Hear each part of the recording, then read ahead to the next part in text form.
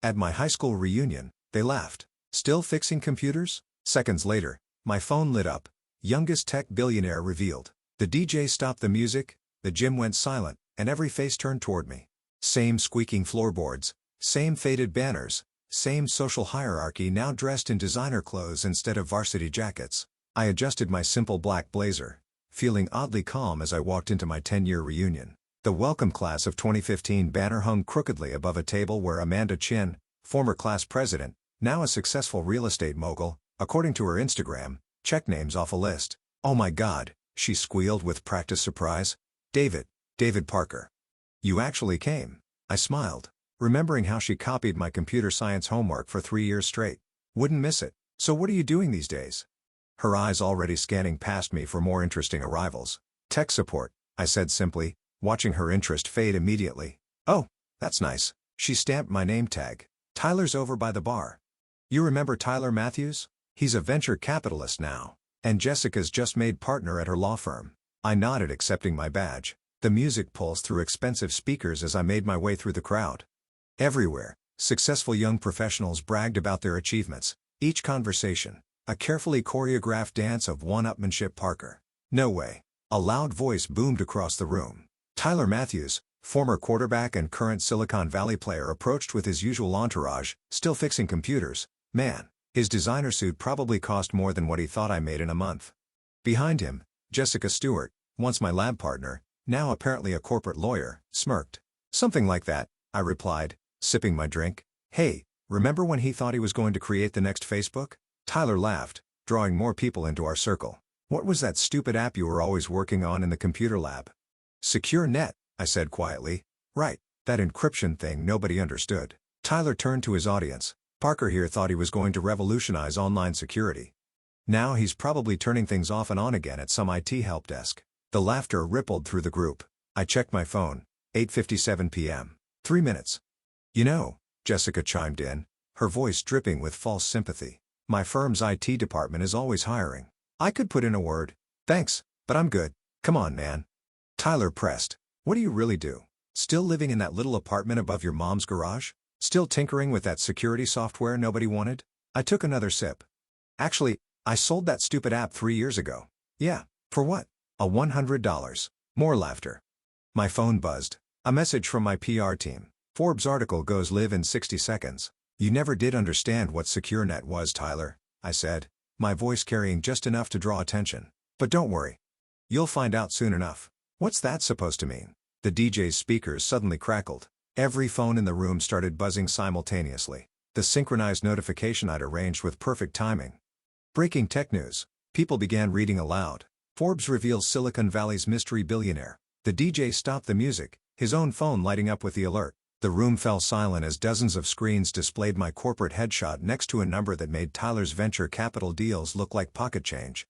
Secure Net founder David Parker named youngest tech billionaire. Amanda read, her voice shaking. With a net worth of $8,200,000,000, I watched their faces as realization dawned that stupid app they'd mocked in high school was now the encryption software used by every major tech company in the world. The IT guy they dismissed had been secretly running a global cybersecurity empire. This has to be a mistake," Tyler stammered, fumbling with his phone.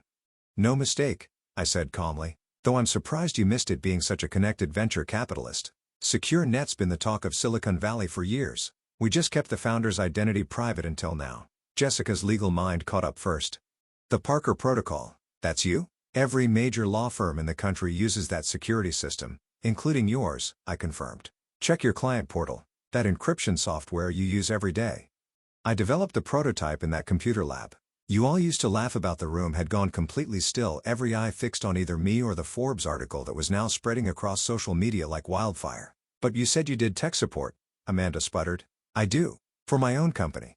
Every CEO should understand their product from the ground up, don't you think?" Tyler's face had turned an interesting shade of pale. "Listen, man, about what I said before." I held up my hand. "Save it. I'm not here for apologies. I'm here to make an announcement." I nodded to the DJ who handed me the microphone. The same people who'd been snickering about my IT job now stood frozen, hanging on my every word. "The David Parker Foundation launches tomorrow," I said, my voice echoing through the silent gym. a $500 million initiative to fund technology education in underprivileged schools. Because somewhere out there, another kid is sitting in a computer lab being told their dreams are stupid. I'm going to make sure they have the resources I never had. I handed back the microphone, enjoying the stunned silence. Now if you'll excuse me, I have a board meeting in Singapore in 12 hours. My jet's waiting. As I turned to leave, I caught Tyler's reflection in the gymnasium window. The former quarterback who'd spent 4 years shoving me into lockers now looked very, very small in his $1,000 suit. The sleek Tesla parked outside the gymnasium attracted whispers as I walked toward it. My driver, James, who was also my first employee and now head of operations, opened the door with a knowing smile. "How'd it go, Mr. Parker?" "Exactly as planned." I loosened my tie, thinking back to how we'd orchestrated this moment. Flashback 3 years earlier, the Silicon Valley office space couldn't have been more different from Westbrook High's computer lab. Floor-to-ceiling windows overlooked the Bay Area, and dozens of engineers worked on systems that protected trillion-dollar transactions. "The acquisition offers are getting aggressive," James said, dropping a stack of folders on my desk. "Google's offering $2 billion, Facebook's at $2.50. Microsoft just up to $3. I shook my head. "We're not selling. David, these are numbers that could set up generations of your family."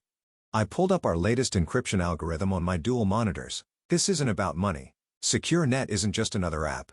It's going to change how the world handles digital security." "The board's pushing for a public face," James continued.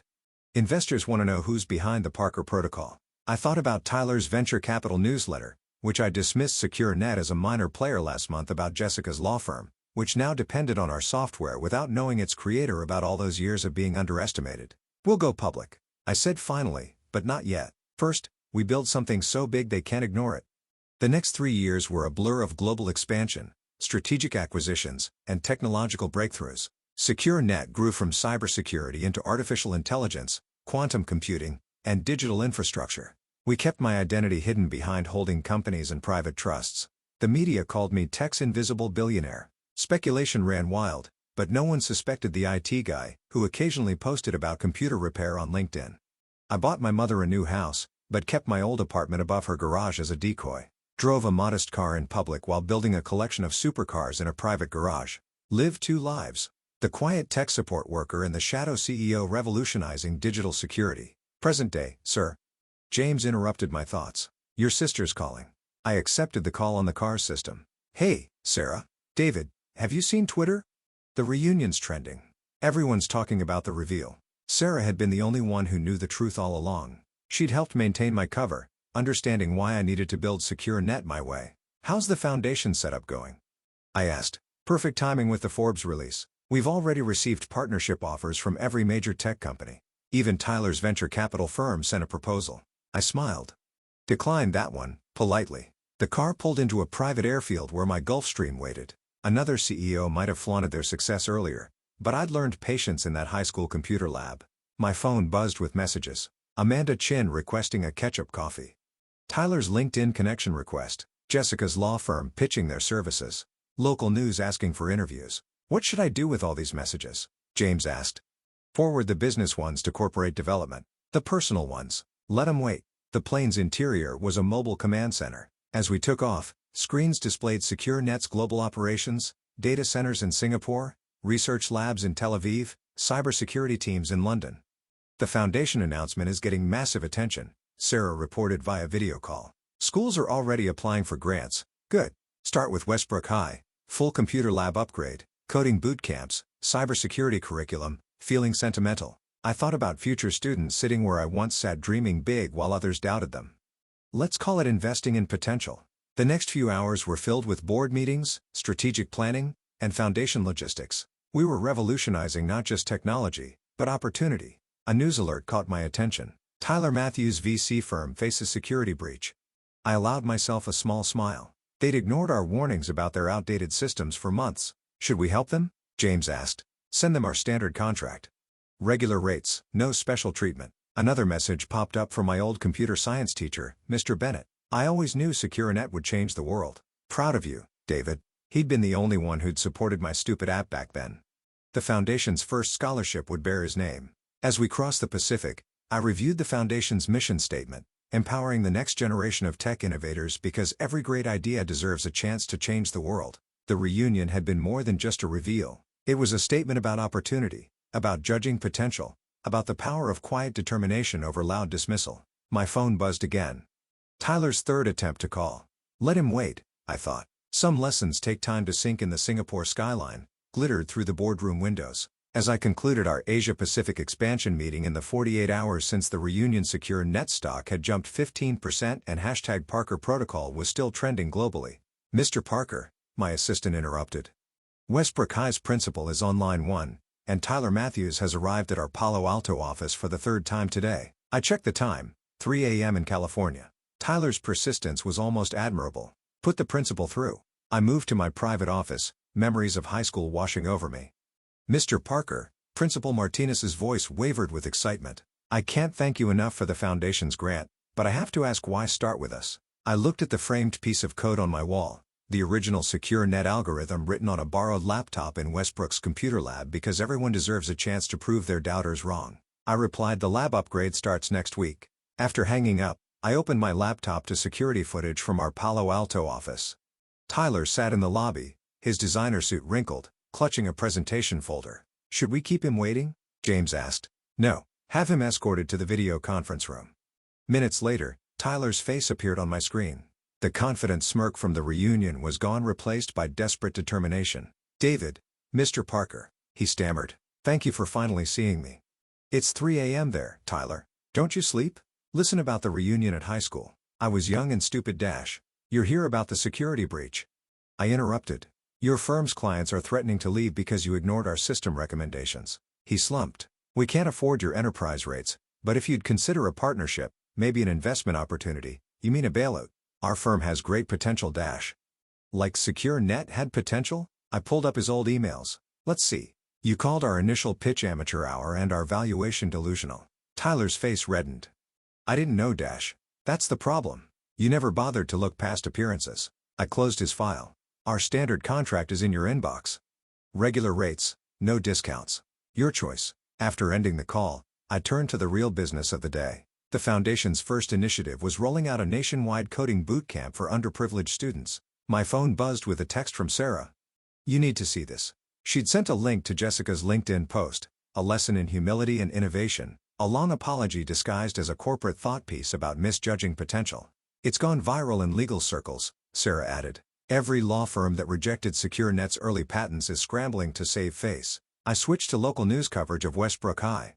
Students gathered around the old computer lab, excited about the upcoming transformation. Among them, I spotted a girl wearing a worn hoodie, clutching a laptop held together with duct tape. Find out her story. I messaged Sarah. Make sure she gets whatever resources she needs. The day continued with global meetings, foundation planning, and strategic decisions. Secure Net was launching quantum encryption technology that would make our earlier innovations look simple. Around midnight Singapore time, an email arrived from Amanda Chin. David, I've spent 2 days trying to write this. The real estate empire I bragged about? It's 3 rental properties with underwater mortgages. The success everyone thinks I have. Smoke and mirrors. I know I don't deserve any favors, but would you consider a meeting? Not about business or money. Just to talk about how you stayed true to your vision while we were all pretending to be something we're not. Her honesty was unexpected. I forwarded the email to Sarah, set up a foundation advisory role. Sometimes the best mentors are people who've learned hard lessons. The next week brought waves of change. Tyler's firm signed our contract, humbled, but safer. Westbrook's new tech lab opened to unprecedented student interest. The Foundation announced partnerships with 500 schools nationwide. Our quantum encryption launch revolutionized digital security again. But the most significant moment came during a virtual mentoring session with high school students. The girl from Westbrook, Haya Maria, I'd learned, demonstrated an AI algorithm she'd created on her refurbished laptop. People say it's impossible, she explained, but Mr. Parker proved that impossible just means they're not looking hard enough. I thought about that scared kid. I'd been coding alone in an empty computer lab while others partied and planned their triumphant futures, about all the other Marias out there, building tomorrow's innovations on second-hand computers and borrowed time. Success isn't about proving others wrong, I told the students.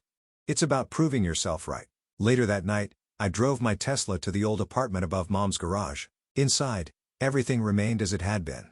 The borrowed laptop, the original Secure Net notebooks, the rejection letters from venture capitalists. I'd kept it as a reminder, but now it would serve a new purpose.